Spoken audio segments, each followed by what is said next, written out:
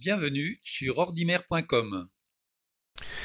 Nous allons reprendre l'examen du menu paramètres avec la rubrique suivante qui concerne le réseau, votre réseau personnel et Internet. Alors le premier titre concerne la consommation que vous utilisez de votre Internet personnel. Alors comme vous pouvez le voir donc sur cet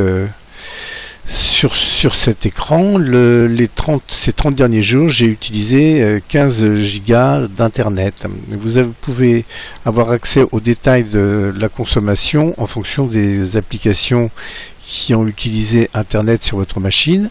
Alors comme vous pouvez le voir, moi j'utilise essentiellement Internet Explorer, puis Edge, et puis Incredimail qui est ma messagerie.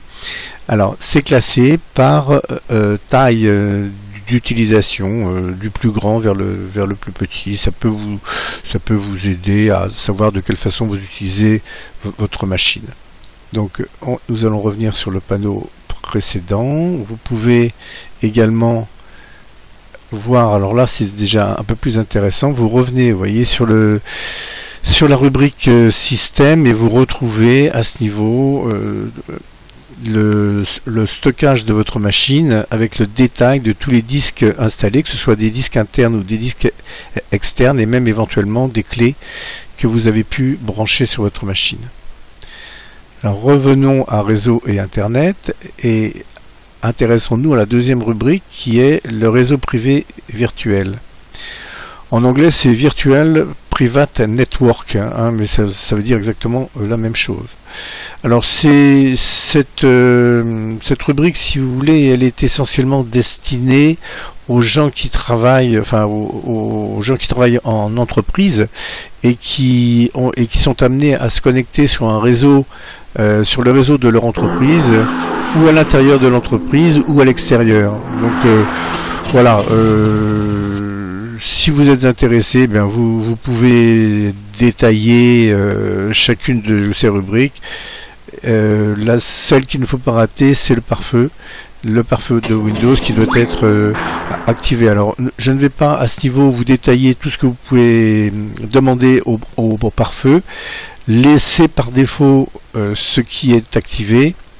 Et éventuellement, si vous voulez entrer dans le détail du paramétrage, allez voir dans ces rubriques et détaillez-les une par une. C'est assez complexe, donc par défaut, laissez tout cela activé.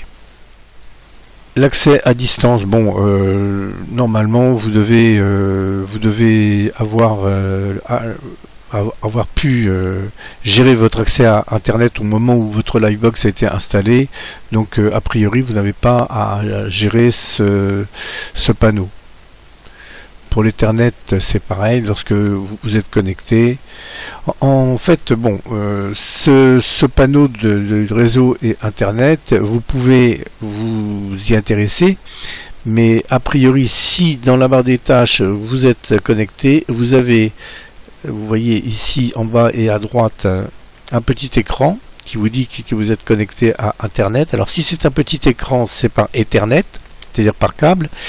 Si c'est un réseau qui est connecté si votre appareil est connecté en Wi-Fi, vous avez un petit éventail que vous connaissez bien, je pense, qui vous dit que votre Wi-Fi fonctionne correctement. Pareil pour le proxy, si vous n'êtes pas particulièrement concerné par cette rubrique, vous pouvez laisser par défaut les différentes possibilités qui vous sont données.